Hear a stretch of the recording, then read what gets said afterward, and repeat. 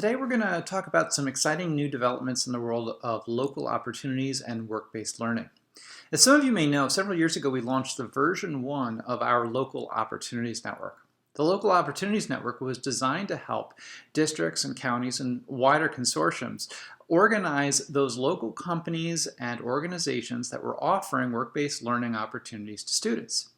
The problem that administrators were seeing was that it was really hard to guarantee equitable access to local opportunities to students across a wide geography without having a technological backbone to doing so. What this led to was a whole lot of spreadsheets, a lot of confusion, and difficulty tracking and measuring how your work-based learning programs were doing. This is why we launched the Local Opportunities Network on the California Career Zone originally and then scaled it nationally. So those of you familiar with the California Career Zone know that our homepage is at careerzone.org, and if you are in another state, you should visit Headed2.com, where you'll find that we actually have deployments that are localized to states around the country, and you can find yours by visiting our homepage.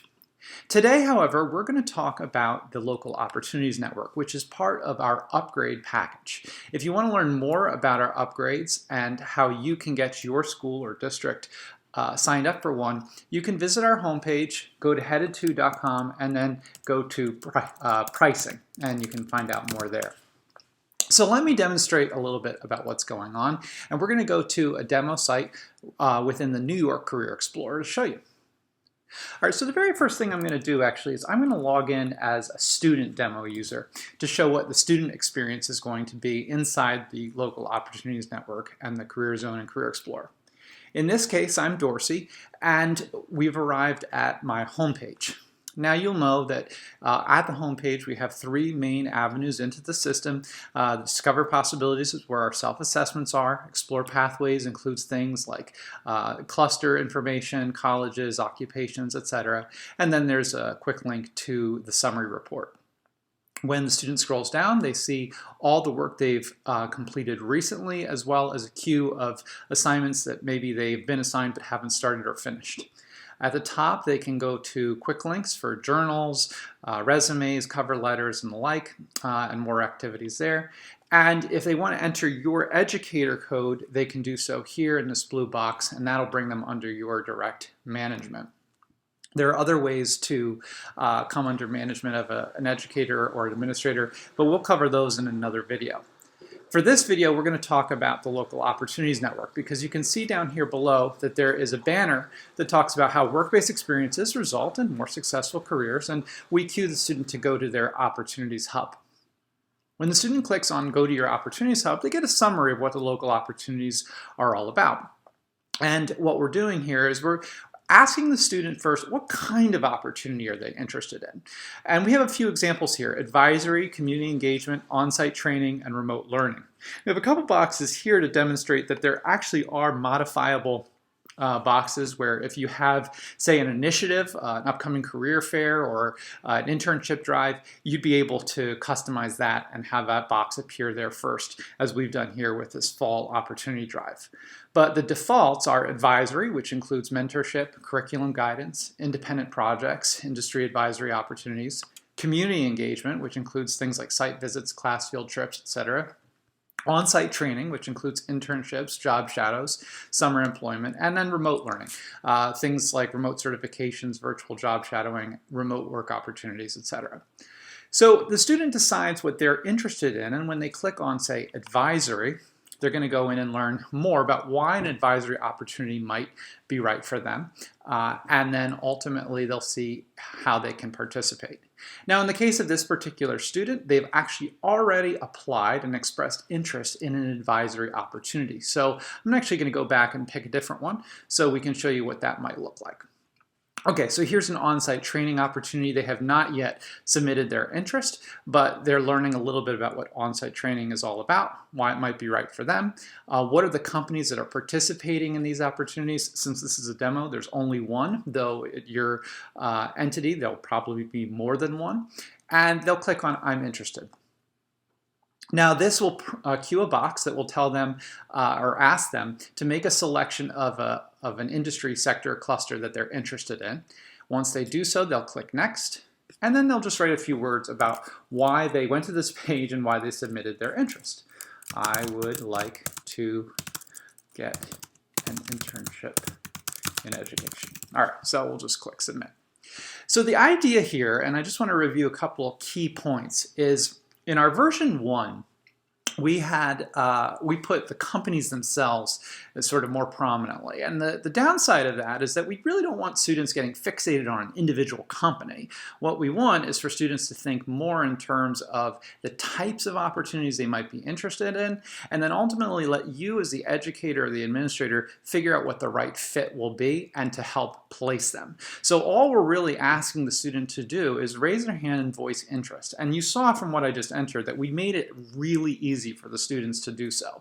Now, it's possible in that last window to append an application, a more detailed sort of set of questions to gauge interest, etc. But our recommendation, at least at first, when you're launching a system like this, is make it as easy as possible for a student to raise their hand and express interest. Because this is the point where the submission is going to go over to you as the educator, and you'll be able to pick it up from there. So in the previous version of local opportunities, something that we said was really wonderful and is still true is that there's another way to get to these local opportunities. So I showed you getting there via the Opportunities Hub, and that's great. But what we find to be the more natural flow for a student is that they might complete an interest profiler within Discover Possibilities or one of these other self-assessments. They might find an occupation that they're interested in. For example, say they want to be in software, right? And they're going to go to a software developer, applications as an occupation that they're particularly interested in. Well, here we are on that page, and you'll see here now this Get Experience section. This points to those very same opportunities that we discussed before. And in this case, they could click Remote Learning and go right to that remote learning page, and from there submit an application. The only difference now is it knows already what industry they're interested in, because that automatically ports over from the occupation. They submit their application and they're off and running. So there are a few ways to get to these local opportunities, but the one we find most exciting is the ability to get to it directly from the occupation that the student has been looking at, has expressed interest in, etc. Okay, so now we've finished the sort of the first part of the student piece, which is them expressing interest. So let's flip over to an educator account and show you what that looks like. All right, so I'm logging out of Dorsey, and I'm going to log into our lead administrator of this demo site. And once we're in here, you'll see the page is a little bit different. Just to refresh your memories, we've got a management toolbar for the administrator. Instead of having a place to enter an educator code, we actually have the code itself. And there's also now this manage option at the top. That's where I'm going to go here. And under manage, I'm going to go to manage local opportunities. Now you can see here, this is a new dashboard that we set up for local opportunities administrators. And there's 3 main buckets. Now the first one I'll cover is contacts pending.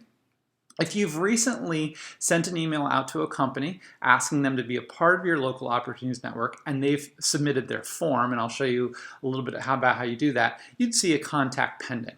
And the way that that would happen essentially is you click add, you go to company, you get this link, you send that link to a local company, they fill in a little bit of information, they submit it to you, and as a central administrator, you're going to look it over, make sure it's perfect, make sure you're okay with it, and then you decide to publish it to the site and make it available to your students, okay? So that's the contacts pending area. We won't spend too much time there.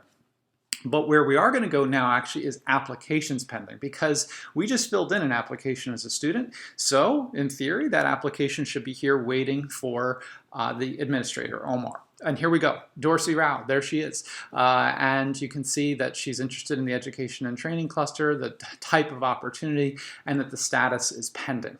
Now, this is where the system gets really interesting. So if I click on manage, we've got Dorsey. We learn a little bit more about the applicant, what school she's in, what grade she's in. We can show more about her, including the results of the various assessments that she's done. And then ultimately we can say, all right, I can see a lot more about this student and the submitted text. This is what she wrote in the little box. And I've got a few things I could do right now. The first thing I might do is I could reach out to Dorsey and just learn more as an educator. I might want to just talk to her a little bit about why she applied and get a better idea of what's going on. But in certain circumstances, for instance, if we're working with a large county, the central administrators are sitting in, say, a county office, and what they really want to do is assign this particular application to a CTE administrator, say, at a particular district. So let's pretend that that's our first step, and in that case what we would do is we would move to the assign section. Now, you've got the ability to assign it to yourself or to assign it to another educator inside the system. In this case, I'm going to assign it to April, who is manager 3, and I'll click assign and accept. All right, so now as a central administrator, I'm done. I've assigned it to April. And so I'm going to log out of the central administrator and let's log into this CTE administrator. So I've logged in to April, the manager, and we've now pulled up Dorsey's record, and you can see that she's been assigned to me. And now as the CTE administrator, what I'm going to do is I'm going to look at the available contacts and companies where I might place Dorsey, who's interested in some sort of an internship or something around that in the area of education. So I can see that I've got a couple of options here. And we can see that Catherine DeRozier at Headed2 has an offering within education and training, which is why there's a green check mark next to it. Down here, Jason has one in arts and AV, which is another cluster that April had previously expressed interest in, though the better fit is definitely going to be education and training, because in this application, Dorsey specifically mentioned education. So now this is the part of the process that is a little more on you as the educator and administrator. We're going to reach out to Catherine either by calling her or emailing her. Her contact information is going to be listed directly here within the record. Once we've established that we've got a good placement and we're ready to go, I'm going to click Place Applicant. I'm going to put a date that she's placed until. I will describe probably in the notes the nature of the engagement. You know, Dorsey will meet with Catherine virtually, weekly, once weekly, and I'll click Place. So now, as you can see, the central administrator received the application, assigned it to a CTE lead at a district. The CTE lead did the work of reaching out to the local opportunities contact, placed the student within a local opportunity, has now presumably informed the student that she's got an opportunity coming up. And now we're directly within the placed record. Now we could enter some more notes here. We could attach files. If there's some kind of a release that needs to be signed, that could be appended to this record. So there's a number of ways in which we can kind of track the progress the student is making as they move through this local opportunity. Once the opportunity is complete, the educator will click Mark Complete, and that will signify that the local opportunity is all done. Now, as far as reporting goes, and one of the great advantages of the system is that whether you're the CTE lead or the central administrator, you'll be able to actually segment all the students and applications that you've worked on based on those that you've completed, as well as those that are placed but not yet completed, etc. And you can look those up that way. So that's an overview of the system. There's obviously a lot more that we can talk about, but that gives you a pretty good idea of what we're trying to do with the Local Opportunities Network and how seamlessly it's integrated directly within the CareerZone and CareerExplorer interfaces. It's a really easy dashboard for the administrators to use, but most importantly for the students, it's much easier to discover that local opportunities are out there, to apply for them, and then ultimately to get placed within them. Our main mission here is to guarantee equitable access to local opportunities and also to align local opportunities to the interests that the students have discovered as they've used this system. So we hope you like it. If you have questions, comments, or feedback, please email us at sales@headed2.com. Thank you for listening.